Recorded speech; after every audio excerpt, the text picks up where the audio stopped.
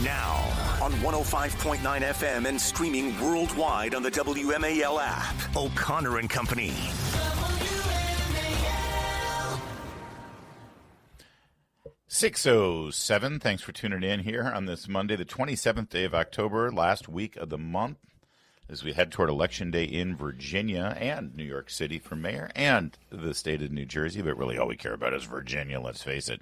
Coming up in 30 minutes, Robert Spencer has a brand new book just in time for that New York City election. Intifada on the Hudson, the selling of Zohran Mandani. 7:05, Joe DeGeneva. 7:35, Virginia Governor Glenn Youngkin. And 8:05, Sean Spicer. It's Larry O'Connor with Julie Gunlock. Good morning, Julie.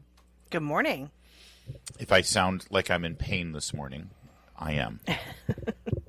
I just got up and walked around a little bit, while we had a bit of a break for the news. And, well, I won't make that mistake again. I'm not budging from this chair. For those of you that I completed the marathon yesterday, the Marine Corps marathon, and it felt great. And now my legs are. I am so impressed. My legs really and my buttocks. Can I say buttocks? Now, I hear people after they run a marathon like that, they can't walk downstairs, and I know you have a lot of stairs in your house. How's that? I had when I got home last night. Yeah, no, both directions of the stairs are a challenge, but down is definitely an issue. Yeah, I'm using those handrails in a big way, but I'll be fine. I'll be fine. All right, let's take a gander up north to Gotham, shall we? As the final debate is done, Eric Adams has dropped out of the race, but it doesn't seem to have made a big difference for Mario Cuomo. We're heading down to the wire, and Zohran Mamdani, he's running pretty confident. So, of course, he's sort of showing New York exactly what you're going to get from this guy.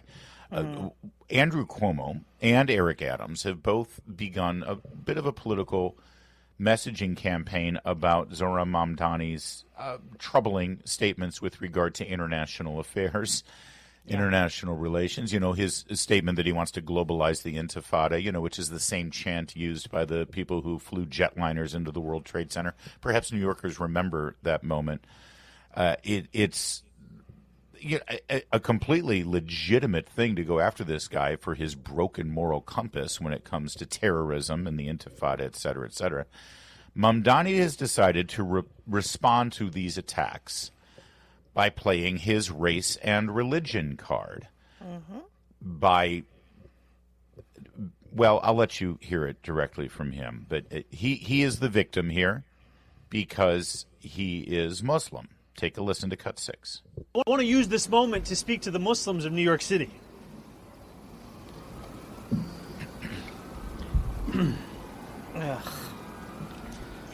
I want to speak to the memory of my aunt.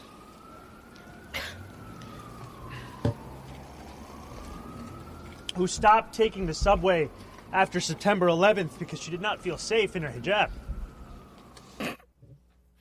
Now, and again, by the way, this is a legitimate political issue, not just because he's Muslim, because he wants to globalize the Intifada. And just 2 weeks ago, he posed with a Brooklyn imam who urged jihad in New York City with an army of 10,000 men and was an unindicted co-conspirator in the bombing of the World Trade Center. Yeah. So it kind of has to do with who he pals around with, literally palling around with terrorists, as they say, as Sarah Palin would say about Barack Obama. He also said during this appearance, you heard him fighting back the tears there, Julie? Oh, yeah. Mm-hmm. Very emotional moment for him. He was surrounded, by the way, with women wearing hijabs, and he was talking about his aunt who had to stop riding the New York subway because she wore a hijab. By the way, can I just pause for a moment? Did you know that after 9/11, there was not, in New York City, there was not one incident against a Muslim American? Yeah, I know. Not one. Not even people shouting epithets, not even, Yeah, but he's going to rewrite history because that's what we do in 2025. We just pretend that it actually did happen. Yeah. And his aunt was the biggest victim of 9/11. Biggest victim, yeah. He also said this, I'm quoting him now, "To be Muslim in New York is to expect indignity. I've carried these indignities with me each moment of this race, and no amount of redirection is ever enough." He's the victim. Yeah. Because he's Muslim.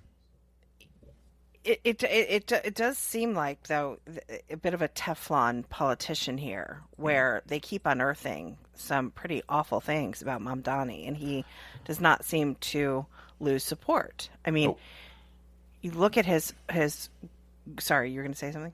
Well, I mean, by the way, in terms of unearthing things, they've unearthed the fact that it appears his aunt was never in New York City during the aftermath of 9/11. Right. It's a lie. Yeah. Now, he'll get around this because someone may ask him. I mean, it's more likely they won't ask him. But let's say someone does ask him. He will get around this by saying, oh, no. My aunt was a friend of my mother's, who will remain anonymous, right? And we just called her auntie, right? Yeah. She's, she was called aunt, but it's not really my actual aunt. Like, he'll get, this is an easy fix for him. That's what we do in our culture. Why are you oppressing my culture? Exactly. Yes, exactly. He'll make it a cultural thing. Oh, well, in my culture, in the Muslim culture, we call good friends aunts. Well, let's hear him again, because he was very clear that this was his aunt. Take a listen. I want to use this moment to speak to the Muslims of New York City.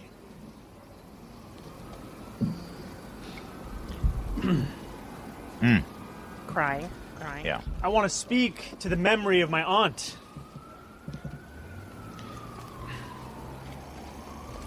More crying. Who stopped taking the subway after September 11th because she did not feel safe in her hijab. By the way, I don't feel safe on the New York subways either. It has nothing to do with a hijab. They set a woman on fire just last it has year. to do with Democrats ruining the public safety. That's right. So there's a picture of his aunt. First of all, his aunt is not wearing a hijab. No, she has her curls. Her hair looks fabulous. Good for her. Yeah. She lived in Tanzania. She did not live in New York City at the time of 9/11. And why do they? Well, I don't it's unbelievable the number of horrible things that he has said about America, repeatedly. And now they've unearthed a video of his father saying that America is the root of all evil. I don't know why you come and live here. Why? Right? Yeah. I mean, I don't understand You come to live here because you're coming from freaking Uganda, and you know that you're going to have a happier life here and have better food and better television and make more money here. And by the way, you can really make money if you're part of the intellectual left that comes here from another nation, especially coming from Africa, and trash this country and trash colonialism and all of those things. Even better if you were born here and you do the same thing, but you do it with a cute little Latino accent. Latina accent. You can go places. Yeah, that would be AOC campaigning with Mandani yesterday. Wait till you hear her and some brand new accents she's brought out. She's got like 4 different new accents that she brought out in a 30-second audio clip for Mandani that you're going to hear. That's in a sec. First, though, it's 6:15. WMAL, making sense of the news. Live from the Home Paramount Pest Control Studios. Home Paramount, the leader in pest control since 1939. Your next $1,000 could be one text away. It's $5K a day on WMAL. By the way, if you're a native-born American and you're voting in New York City, overwhelmingly you're supporting Andrew Cuomo. If you're a foreign-born American and you're voting in New York City, overwhelmingly you're voting for Zohran Mandani.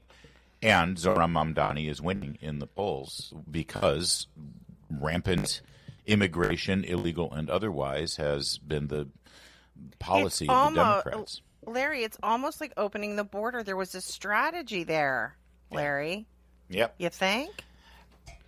I think so. Also, of course, bringing sort of third world ideas like socialism, Marxism, communism to the city. Eating with your fingers. Deciding not eating to use with a your fork. fingers. Yes, that's Mandani. Right. He does that. Specifically ate a bowl of rice with his hands. Exactly. Which, by the way, is incredibly insulting to people who live in third world countries and actually use forks. Eat like a civilized human being. But yes, it's all virtue signaling. It's all a package. It's a product that's been created. Robert Spencer will be joining us coming up at 6:35. His book is Intifada on the Hudson, the selling of Zohran Mamdani, because that's what they're doing. They're selling him like a product. Bernie Sanders, AOC, campaigning with him yesterday in New York. Was this yesterday or Saturday? Take a listen to AOC. And by the way, I have to say, there's no teleprompter here, so everything is read. She's reading all of this. She's performing it as though it's really inspiring and coming from her heart. But every line you're about to hear is read from her podium on her pre-written speech. She's also a product, by the way. We could write another book of the selling of AOC. But here she is speaking on behalf of the Mamdani movement in New York. This city was built by the Irish escaping famine, Italians fleeing fascism, Jews escaping Holocaust, Black Americans fleeing slavery and Jim Crow, Latinos seeking a better life, Native people standing for themselves, Asian Americans coming together in Queens, in Brooklyn, in the Bronx, in Manhattan, in Staten Island, in this country, in a vision to build the freest, toughest, and greatest city on earth. There you go. It's I always get How many somewhat, lozenges a day do you think? There's a chilling effect for me whenever I hear a politician standing behind a podium screaming in cadences with the audience getting excited over and over and over again. But that's where we are right now in this race, and I fear that New York. The only thing, and I talk to people who come from New York, and the only thing that they're hanging on to right now, Julie, is that the mayor's office is actually fundamentally rather weak in that city, and he can't do anything without the city council. But it'll also be the excuse, of course, why things don't go well. He'll be able to say, well, I didn't have my way. Socialism's never really been tried. Right. I hear that speech that AOC gave, and all I hear is Abigail Spanberger say, "Let the rage fuel you." That is what the Democrats are about. Mm-hmm. I mean, politicians screaming Mussolini style is nothing new, but in light of Democrat violence, it is scary. You're right. There is this chilling effect. Yeah. And people like that getting anywhere near power should scare everyone. Well, I mean, when Mandani wins, and he will, and it will be overwhelming, I think, sadly, people will take a lot of lessons from it. I'm going to still hang on to the lesson that Andrew Cuomo is one of the most loathed political figures, even in New York. Mm-hmm. The fact that Mandani only has had to run against Andrew Cuomo, a man who was an absolute disaster during COVID-19, and that nobody in the media held him accountable for it during this campaign. He scared all the other reasonable candidates out of the race because it was, Cuomo's running. He's got all the money. He's got all the name recognition. He's a Cuomo, so he's going to win. And nobody in the Democrat Party with a reasonable head about themselves or on their shoulders said, yeah, but people hate Andrew Cuomo. People hate him for killing elderly individuals in nursing homes. It's like that people will vote for any alternative, and they found any alternative. They found a socialist. They found a Marxist in Zohran Mamdani, who is, an absolute Manchurian candidate type. If he were running against a normal person with regular, who was the other, who else was going to run for a while? Anthony Weiner. I mean, this is all New York has. Yeah. So just bottom feeders. Forgive me if I'm not, New York is gone. New York is gone. No, I think New York is suffering from the fact that they have awful and awfuler running. And despite that, though, once he gets into power, this is going to be a overwhelming media orgy of excitement over this kind of guy. And let me tell you something. His victory in New York is going to fuel the AOC 2028 movement. 100%. That woman that you just heard screaming and ranting in cadence from her written speech that was delivered to her, that's what's next. Mm-hmm. It's 6:23. Coming up, we'll have more on Mandani with Robert Spencer. He's author of a new book, Intifada on the Hudson, The Selling of Zohran Mandani. Keep it here. It's 6:30. WMAL FM, Woodbridge, Washington, a Cumulus media station. Making sense of the news. News Talk 105.9. News now. Now on 105.9 FM and streaming worldwide on the WMAL app. O'Connor and Company. 6:37, O'Connor and Company. Thank you for letting us into your daily routine. Coming up at 7:05, Joe DeGeneva will be with us. 7:35, the governor of Virginia, Glenn Youngkin, and 8:05, Sean Spicer. I really want to ask Governor Youngkin about this outrageous demand that Democrats have this emergency session of the legislature in the Commonwealth right, a week before the election. It's an obvious political dirty trick. We'll get the governor of Virginia on to comment about that on the record coming up at 7:35. I'm Larry O'Connor with Julie Gunlock. Good morning, Julie. Good morning. Joining us right now, love having him on the show. A courageous man, speaks the truth at all times, and so he's made all the right enemies. Robert Spencer, of course, and his new book is Intifada on the Hudson, The Selling of Zohran Mamdani. Well, first of all, Mr. Spencer, well done getting this out just in time, 1 week before the election. Thanks for joining us. Oh, thanks. Glad to be here. Thanks, Larry. You say the selling of Zohran Mamdani almost like he's a manufactured product here of the political left. Is that what we're seeing? That is exactly what we're seeing, and he's not the only one. There are others like him. One of the most notable is Omar Fateh, who's running for mayor of Minneapolis. They are all socialists. They're all from immigrant backgrounds.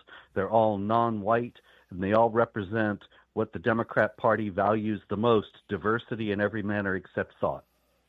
What I'm not understanding here, you saw Mamdani over the weekend really wrap himself in his Muslim identity, talking about a pretend aunt who we're told was afraid to ride the subway because of her hijab, which, of course, every picture of this woman, she does not have a hijab. But set that aside for a moment. The politics of the cultural left here in America that Mamdani embraces, the transgender ideology and other illicit behaviors that are normalized and celebrated, they don't mesh well with the Muslim countries that they claim to embrace and stand for. That's right. They don't.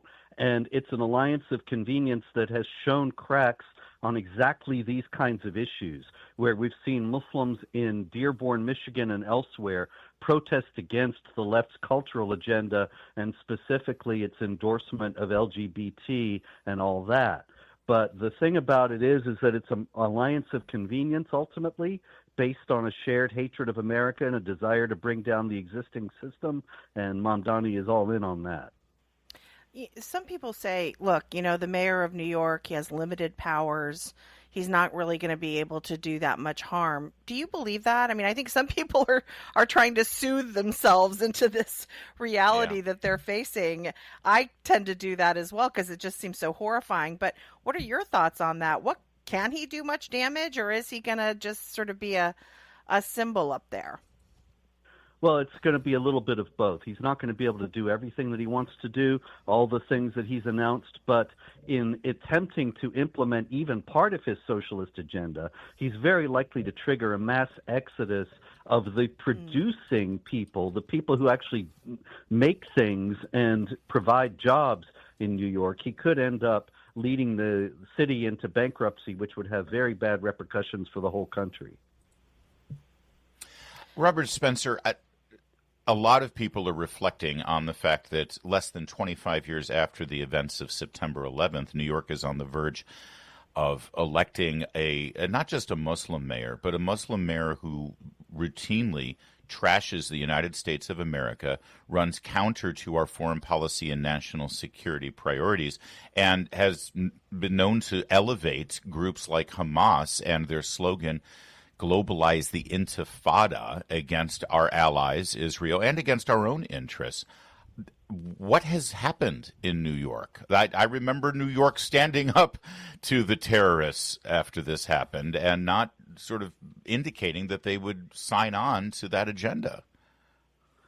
Well, the problem, I think, right from the beginning was that after 9/11, there was a wholesale denial of the motivating ideology behind it because that ideology was rooted in the religion of Islam, and nobody wanted to appear Islamophobic. Now, the whole idea of Islamophobia was a manufactured grievance that was designed to prevent there being honest analysis of the ideology involved. But now, 25 years later, people think, well, it's racist and bigoted if I have any problem with this guy being a Muslim. That's been inculcated into every American very, very relentlessly for a quarter century. And once you take that part away, they don't really have a whole lot of problem with his socialism. They reelected Bill de Blasio, after all. And so what's the problem altogether? It's not. They don't see globalized the Intifada. It's kind of an abstraction. I think not many people realize that is an open call to kill Jews wherever they are. We're speaking with Robert Spencer, and his new book is Intifada on the Hudson, the Selling of Zohran Mamdani. Because you're calling it Intifada, that suggests that the danger here has to do with the connections to the radical Islamic terrorism, including, smiling photo op with an imam in Brooklyn who was called for the Intifada in New York with 10,000 Muslims marching in the streets. And he was an unindicted co-conspirator in the 93 bombing of the World Trade Center. Is that the big danger here, or is it the Marxism that's the danger? Pick your poison. Well, yeah, exactly. It's the danger that comes from the Islamic Jihad could be something that is flies under the radar more than his socialism. With his socialism, he'll bankrupt the city, as I said. But he could let in jihadis, potential jihadis, even Iranian hit squads. We've had Iranian hit squads in New York City before, so this is not hysteria. And he holds to the same sect of Islam as the leaders of the Islamic Republic of Iran. So there's any number of things that he could do in that regard that could end up being even more destructive. Well, we'll have to leave it there, but we appreciate you, as usual, being the canary in the coal mine on this and so many other issues, Robert Spencer.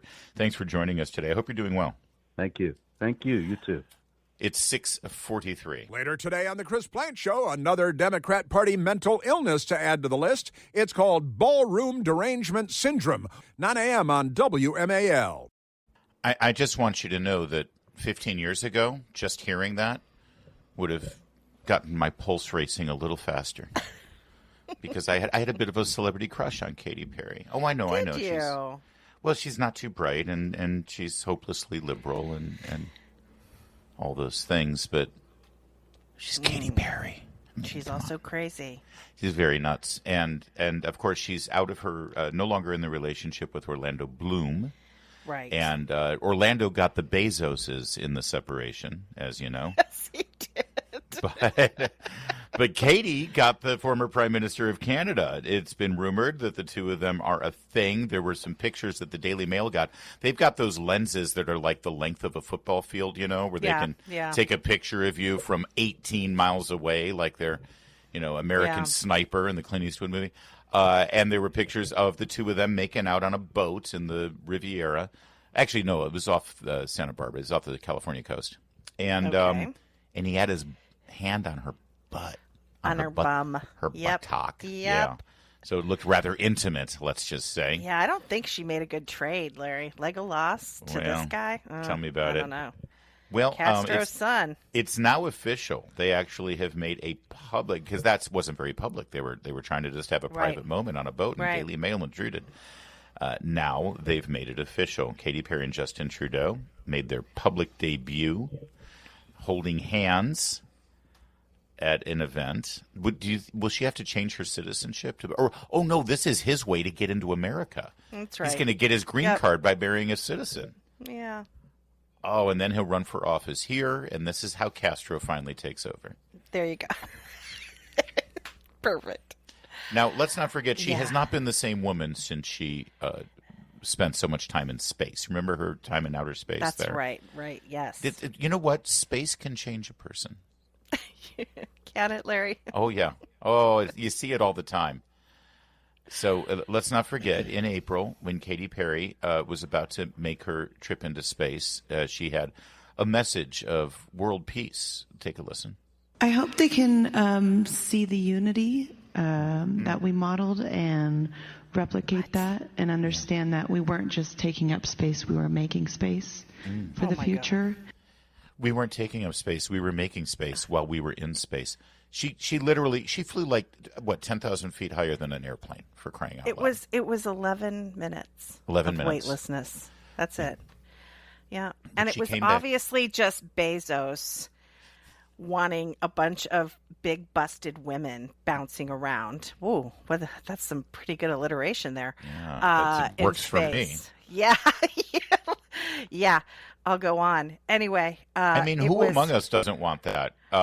And me. Let's face it, weightlessness, I think, sort of helps your body, especially if you're in a jumpsuit. Enough. Right? Well, I'm just saying it helps sort of improve. It stops some of the drooping, I would think.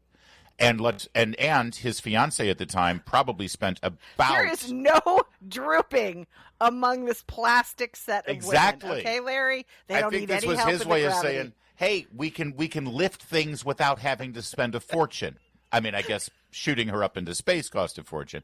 Anyway, set all that aside for a moment. Katy Perry. Well, apparently, Katy Perry's space into and how she acted afterwards contributed to Orlando Bloom taking the Orlando Bloom break. Well, that's because she had her sights set on more distant horizons.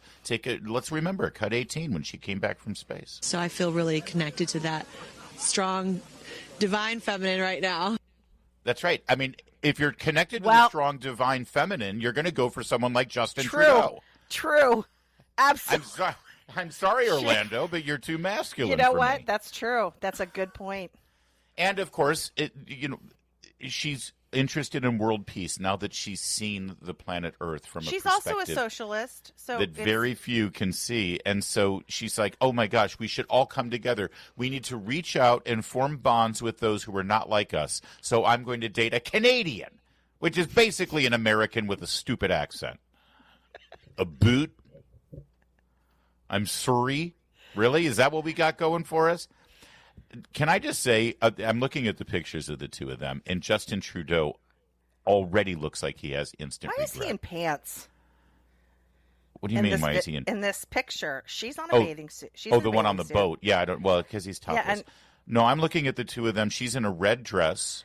Yeah, I see that. Yeah, me too.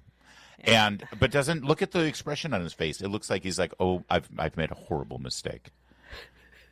It's like, good God, what have I done? No, he doesn't. He looks. I don't know. All right. Well, apparently they attended the Crazy Horse Paris Cabaret. She's 41, by the way. Justin Trudeau is he also 41? No. Isn't it funny in these articles they always say how old the woman is? Always but the woman. They never mention how old the man is. It's just outrageous. Yeah. Oh, you're okay, Perky. Weightlessness conversation guy. You know what? Okay? Suddenly you're a feminist. Oh, isn't it terrible? They mention her. Me. You're talking about her boobs, and you're like, oh, it's terrible. They mention her age. I'm How sorry. awful. I'm sorry. Does Katy Perry have boobs? Was not aware of that. Anyway, I'm very excited for the two of them. And may I just say to Justin Trudeau, better you than me. Better you than me. It's 6:53.